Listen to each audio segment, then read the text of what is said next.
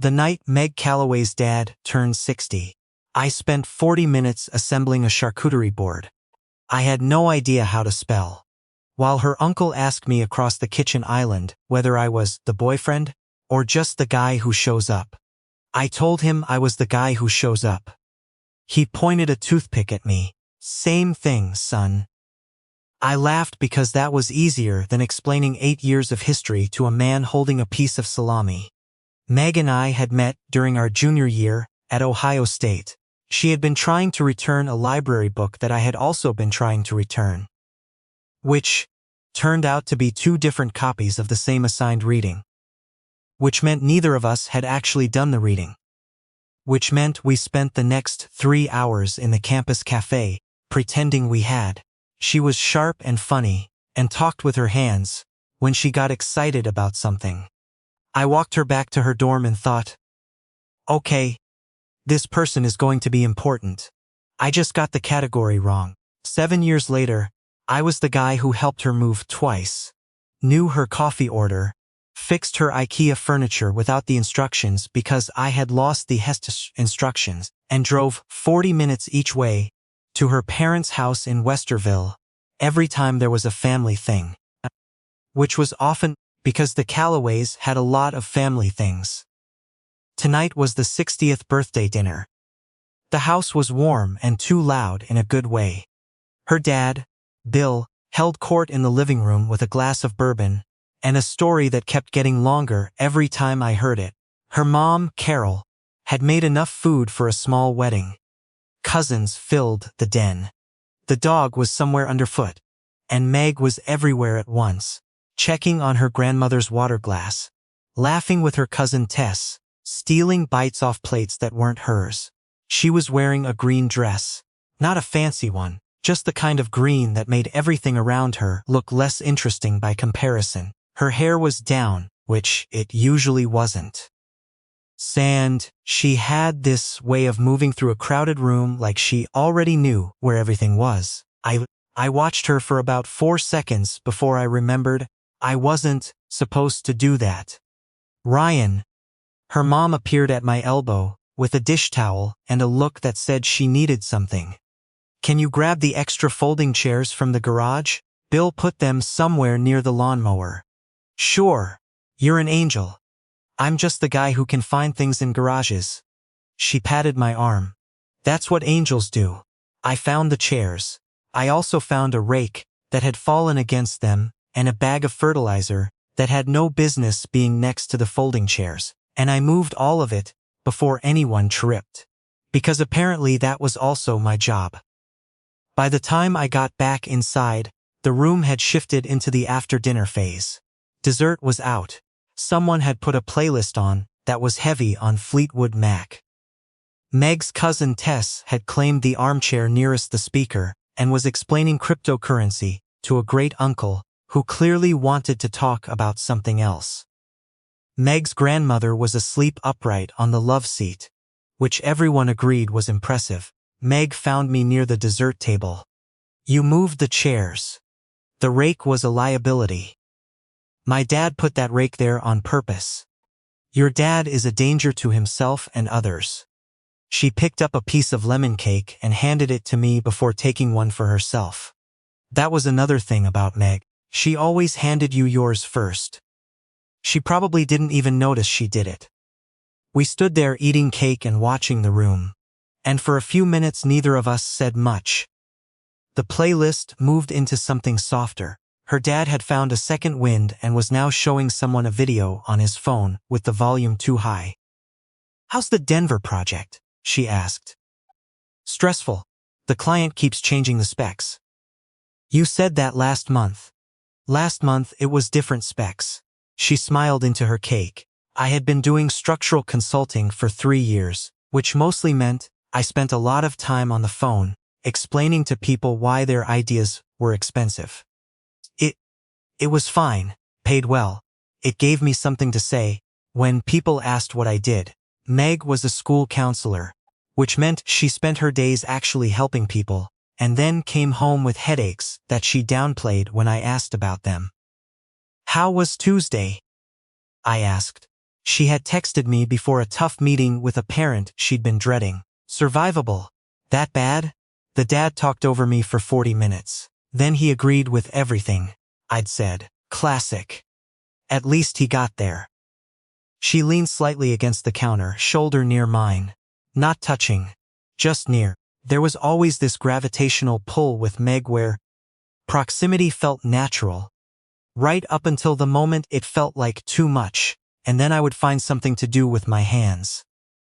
I found something to do with my hands. Across the room, Tess had abandoned the cryptocurrency conversation and was watching us with the expression of someone who thought they were being subtle. She was not being subtle. She raised her cup at me like a toast when she caught my eye, and I looked away. Tess had opinions about me and Meg. She expressed them infrequently, but with precision, the way a surgeon works. She had said to me, once, at a 4th of July thing, "You know you're the one she calls first. Right?" And then walked away before I could respond. I had thought about that sentence more than was useful. Later in the evening, after the official birthday part wound down, a smaller group migrated to the back porch. Bill had produced a bottle of something nicer than what we'd been drinking. The overhead light was off. Just the little Edison bulbs, strung along the railing, and the glow from the kitchen window. Meg's mom had gone in to check on her mother. Her dad was holding the bottle like he was proud of it. Tess sat cross-legged on the porch bench with a blanket she'd found somewhere. She had that loose, comfortable energy of someone a drink past their usual limit. The conversation wandered. Bill told a story about his first job out of college. Someone mentioned a town a few hours south where Meg and Tess had grown up spending summers. Meg said something that made her dad laugh so hard, he had to set down his glass. I watched her laugh and thought, okay, stop it. Bill went inside to help Carol with something. Meg followed him to grab more napkins, which left me on the porch with Tess and the Edison lights, and the sound of the neighborhood being quiet. Tess looked at me. "What?" I said. "Nothing. You're doing a thing. I'm sitting here. You're sitting there with an agenda." She pulled the blanket higher around her shoulders. "I just find it interesting." "What's interesting?" "The fact that she turned down a date last week." I kept my face neutral. "Okay. Guy from her work. Perfectly fine person apparently. Good for him. She told me he reminded her of you but quieter." Tess paused. And not in a complimentary way toward the quieter part. I didn't say anything. I looked at the string of lights along the railing and tried to think of a reason to go inside. "She does that," Tess said, more to herself than to me. "Compares. She doesn't mean to, it just happens." "Tess. I'm not saying anything. You're absolutely saying something. I'm making an observation. Could you make it somewhere else?" She looked at me with this expression that was almost sympathetic. "You've never asked her." "That's not. You haven't." I put my glass down on the railing, carefully. "It's not that simple. It's actually a sentence. There's a lot at stake here. We've been friends for 7 years. If I say something and she doesn't feel the same way, that doesn't just go back to normal. And if she does feel the same way?" I didn't answer. Tess nodded like I'd said something. "That's what I thought." The porch door opened and Meg stepped back out with a stack of napkins she definitely did not need. She stopped when she saw the way the air was sitting. She was good at reading rooms. She had always been good at that. "What happened?" she asked. "Nothing," Tess said. Meg looked at Tess. Then she looked at me. I was apparently not doing a great job with my face. "Tess. I was just talking. About what?" "Things. Tess." Tess set down her cup and looked at the ceiling. "I may have mentioned the thing about Derek." Meg went very still. "You mentioned Derek. Just the part where you said he reminded you." "Tess. Okay, yes. I said the thing about how you compare." The napkins in Meg's hand got a little more crumpled. She looked at me for half a second, and then looked at the railing. I watched her decide something. "Go inside," she said to Tess. "I brought the blanket out here. Take the blanket." Tess took the blanket, shot me a look that was equal parts apology and zero apology, and went inside. The door closed behind her. The night was cool. Somewhere down the block, a dog was barking at something that had probably already left. The Edison lights buzzed faintly. Meg set the napkins down on the bench. "How much did she say?" she asked. "Enough." Meg nodded once, slow. She moved to the railing and stood next to it without leaning, like she needed something to be close to just in case. She was doing the thing where she was quiet but not calm. I'd seen that before. I knew the difference. "I didn't tell her to say anything," Meg said. "I know. She has a hard time not." "I know, Meg." She looked at me then. "Are you upset?" "No. You look a little upset." "I'm not upset. I stopped. "I don't know what I am right now." She turned back to the railing. A car moved slowly down the street, headlights sweeping across the fence. When it passed, it was just the quiet again. "He was nice," she said. "Derek. He brought coffee to a staff meeting without being asked. He remembered people's orders. That's thoughtful." "Yeah." She paused. "I kept thinking you would have remembered without writing it down." I looked at the side of her face. "That's not fair to him," she said. "I know that. I'm not proud of it."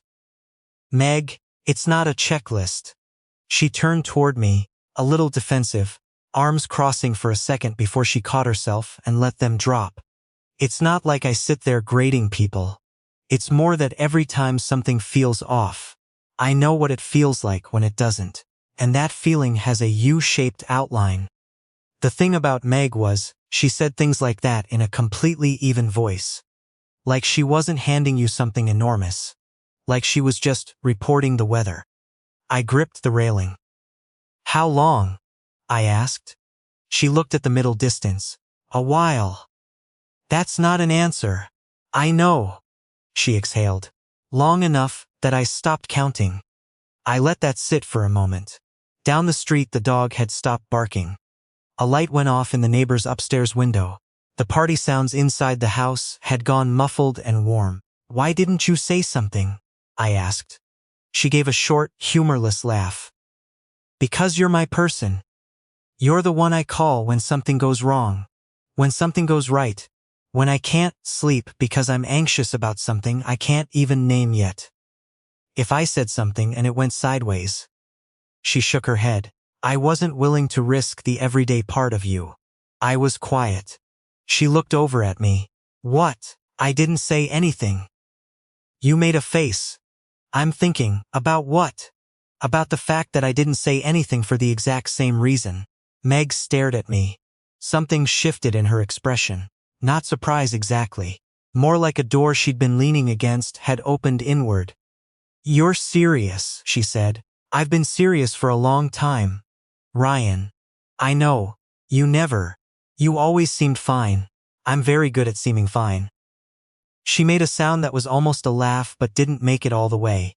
She looked at the porch floor. I looked at her. The light from the kitchen window caught the green of her dress. And I thought about the first time I'd seen her. 2 different copies of the same book. 3 hours in a campus cafe neither of us could afford.